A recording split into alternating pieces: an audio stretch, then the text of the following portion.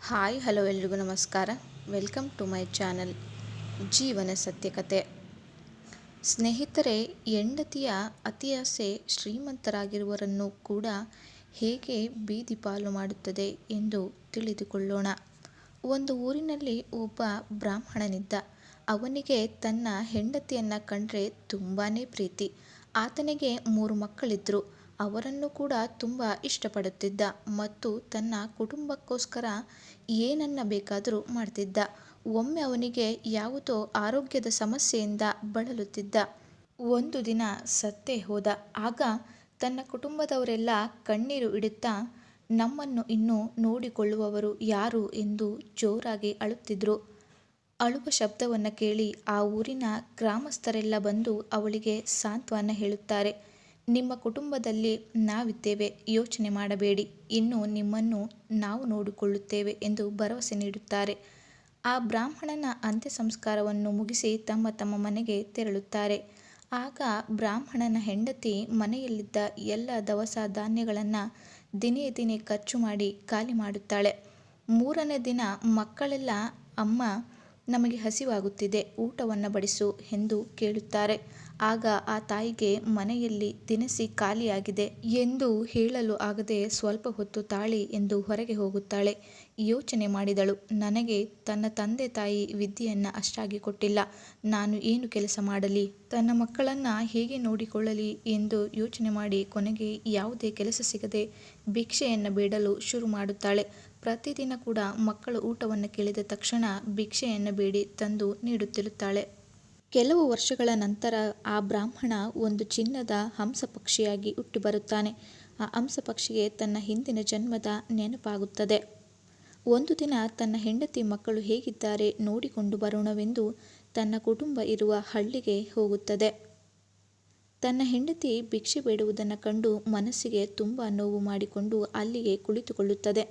ತನ್ನ ಕುಟುಂಬಕ್ಕೆ ಎಂತಹ ಸ್ಥಿತಿ ಬಂದಿದೆ, ಇದನ್ನು ನೋಡಿ ನಾನು ಹೇಗೆ ಸಹಿಸಿಕೊಳ್ಳಲಿ ಎಂದು ಒಂದು ಉಪಾಯ ಮಾಡುತ್ತದೆ. ಉಪಾಯ ಏನೆಂದರೆ, ತಾನು ಹೋಗಿ ತನ್ನ ಮನೆಯ ಮೇಲೆ ಕುಳಿತುಕೊಳ್ಳುತ್ತದೆ.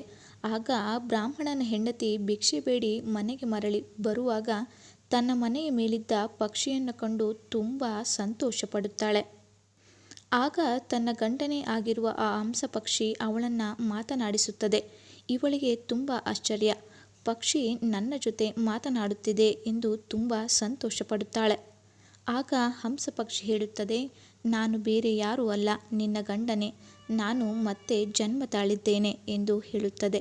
ಹೆಂಡತಿಗೆ ಎಲ್ಲಿಲ್ಲದ ಸಂತೋಷವಾಗಿ ತನ್ನ ಮನೆಯ ಪರಿಸ್ಥಿತಿಯನ್ನು ಹೇಳಿಕೊಳ್ಳುತ್ತಾಳೆ. ಗಂಡನಾಗಿರುವ ಹಂಸ ಪಕ್ಷಿ ಏನು ಯೋಚನೆ ಮಾಡಬೇಡ, ನಾನಿದ್ದೇನೆ ಎಂದು ಭರವಸೆ ಕೊಡುತ್ತದೆ ಮತ್ತು ತನ್ನ ಒಂದು ಬಂಗಾರದ ಪುಕ್ಕವನ್ನು ಕಿತ್ತು ತನ್ನ ಹೆಂಡತಿಗೆ ಕೊಡುತ್ತದೆ. ಮೊದಲು ಇದನ್ನು ಮಾರಿ ಹೊಟ್ಟೆ ತುಂಬ ಊಟ ಮಾಡಿ ಮನೆಗೆ ಧಾನ್ಯಗಳನ್ನು ತಗೊಂಡು ಬಾ ಎಂದು ಹೇಳುತ್ತದೆ. ಹೀಗೆಯೇ ಪ್ರತಿದಿನ ಒಂದೊಂದು ಪುಕ್ಕವನ್ನು ಕಿತ್ತು ತನ್ನ ಹೆಂಡತಿಗೆ ಕೊಡುತ್ತಿರುತ್ತದೆ. ಹೀಗೆ ಕಾಲ ಕಳೆದ ಹಾಗೆ ಆಗರ್ಭ ಶ್ರೀಮಂತರಾಗಿ ಬಿಡುತ್ತಾರೆ. ಆ ಹಳ್ಳಿಯ ಜನರಿಗೆಲ್ಲ ತುಂಬ ಆಶ್ಚರ್ಯ ಮೂಡಿತು. ಭಿಕ್ಷೆ ಬೇಡುತ್ತಿದ್ದ ಈ ಹೆಂಗಸು ಈಗ ಆಗರ್ಭ ಶ್ರೀಮಂತರಾಗಲು ಕಾರಣ ಏನಿರಬಹುದು ಎಂದು, ಹೇಗೆ ಸಾಧ್ಯ ಎಂದು ಯೋಚನೆ ಮಾಡುತ್ತಾರೆ.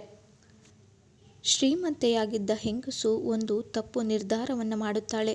ಅದು ಏನೆಂದರೆ, ಹಂಸ ಪಕ್ಷಿಯ ಎಲ್ಲ ಪುಕ್ಕಗಳನ್ನು ಒಂದೇ ಬಾರಿ ಕಿತ್ತುಕೊಂಡು ಬಿಡೋಣ, ಆಗ ನಾನು ಇನ್ನೂ ದೊಡ್ಡ ಶ್ರೀಮಂತೆಯಾಗಬಹುದು ಎಂದು ನಿರ್ಧಾರ ಮಾಡುತ್ತಾಳೆ. ಪ್ರತಿದಿನದ ಹಾಗೆಯೇ ಆ ಪಕ್ಷಿ ತನ್ನ ಪುಕ್ಕವನ್ನು ಕಿತ್ತುಕೊಡಲು ಬರುತ್ತದೆ. ಆಗ ಈ ಹೆಂಗಸು ಅದರ ಕುತ್ತಿಗೆಯನ್ನು ಹಿಡಿದು ಹಂಸ ಪಕ್ಷಿಯ ಎಲ್ಲ ಪುಕ್ಕವನ್ನು ಕಿತ್ತು ಬಿಡುತ್ತಾಳೆ.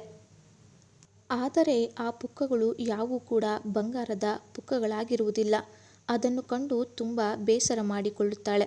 ಆಗ ಹಂಸ ಪಕ್ಷಿ ಹೇಳುತ್ತದೆ, ಎಲೆ ಹೆಣ್ಣೆ, ಎಂತಹ ಕೆಲಸ ಮಾಡಿಬಿಟ್ಟೆ. ಆ ಪುಕ್ಕಗಳನ್ನು ನಾನು ಕಿತ್ತುಕೊಟ್ಟರೆ ಮಾತ್ರ ಅವು ಬಂಗಾರದ ಪುಕ್ಕಗಳು, ಇಲ್ಲವಾದರೆ ಅವು ಬರೀ ಬಿಳಿಯ ಪುಕ್ಕಗಳು ಮಾತ್ರ ಎಂದು ತನ್ನ ಹೆಂಡತಿಗೆ ಹೇಳುತ್ತದೆ. ಆಗ ಅವಳು ಬೇಸರದಿಂದ, ನಾನು ತುಂಬ ಅತಿ ಆಸೆಯನ್ನು ಪಟ್ಟೆ, ಅದಕ್ಕೆ ಆ ದೇವರು ನನಗೆ ಸರಿಯಾಗಿ ಬುದ್ಧಿ ಕಲಿಸಿದ್ದಾನೆ ಎಂದು ಬೇಸರದಿಂದ ಹೇಳಿ, ಪುಕ್ಕ ಕಿತ್ತಿದ್ದ ಹಂಸ ಪಕ್ಷಿಗೆ ಏನನ್ನಾದರೂ ತಿನ್ನಲು ಹಾಕಿ ಎಂದು ತನ್ನ ಮಕ್ಕಳಿಗೆ ಹೇಳುತ್ತಾಳೆ. ಪಕ್ಷಿಯ ಪುಕ್ಕವನ್ನು ಕಿತ್ತಿದ್ದ ಪಾಪಕ್ಕೆ ತನ್ನ ಎಲ್ಲ ಆಸ್ತಿಯನ್ನು ಕಳೆದುಕೊಂಡು ಮತ್ತೆ ಮೊದಲಿನ ಸ್ಥಿತಿಗೆ ಬಂದು ಬಿಡುತ್ತಾಳೆ. ಮೊದಲಿನ ಹಾಗೆಯೇ ಮತ್ತೆ ಭಿಕ್ಷೆ ಬೇಡುತ್ತಾ ತನ್ನ ಜೀವನವನ್ನು ಸಾಗಿಸುತ್ತಾಳೆ. ಆ ಹಂಸಪಕ್ಷಿ ತನ್ನ ಹೆಂಡತಿಯ ದುರ್ಬುದ್ಧಿಯನ್ನು ಕಂಡು ತಾನು ಮರಳಿ ತಾನು ಹುಟ್ಟಿದ್ದ ಜಾಗಕ್ಕೆ ಹೋಗುತ್ತದೆ. ಅದಕ್ಕೆ ಅಲ್ವಾ ಹೇಳೋದು, ದೇವರು ಕೊಟ್ಟು ಕೂಡ ನೋಡುತ್ತಾನೆ, ಕಸಿದುಕೊಂಡು ನೋಡುತ್ತಾನೆ. ದೇವರು ಕೊಟ್ಟಾಗ ಇಷ್ಟೇ ಸಾಕು ಎಂದು ಸುಖ ಜೀವನವನ್ನು ನಡೆಸಬೇಕು. ದುರಾಸೆ ಪಟ್ಟರೆ ಕೊಟ್ಟಿರುವ ಎಲ್ಲವನ್ನು ಕಸಿದುಕೊಂಡು ಬಿಡುತ್ತಾನೆ ಎಂದು. ಈ ಕಥೆಯ ಸಾರಾಂಶ ಇಷ್ಟೇ. ದೇವರು ಏನು ಕೊಡುತ್ತಾನೋ ಅದರಲ್ಲೇ ತೃಪ್ತಿ ಪಡಬೇಕೇ ಹೊರತು ಇಲ್ಲದಿರುವುದಕ್ಕೆ ಆಸೆ ಪಡದೆ ನಮ್ಮ ಜೀವನವನ್ನು ಖುಷಿಯಾಗಿ ನಡೆಸಬೇಕು ಎಂದು. ನೋಡಿದ್ರಲ್ಲ ಸ್ನೇಹಿತರೆ, ಇದಾಗಿತ್ತು ಇವತ್ತಿನ ವಿಡಿಯೋ. ಈ ವಿಡಿಯೋ ಇಷ್ಟ ಆದರೆ ನಿಮಗೆ ಲೈಕ್ ಮಾಡಿ ಹಾಗೂ ಆದಷ್ಟು ಜನರಿಗೆ ಶೇರ್ ಮಾಡಿ. ನೀವಿನ್ನೂ ನಮ್ಮ ಚಾನಲ್ನ ಸಬ್ಸ್ಕ್ರೈಬ್ ಮಾಡ್ಕೊಂಡಿಲ್ಲ ಅಂದರೆ ಈಗಲೇ ಸಬ್ಸ್ಕ್ರೈಬ್ ಮಾಡ್ಕೊಳ್ಳಿ.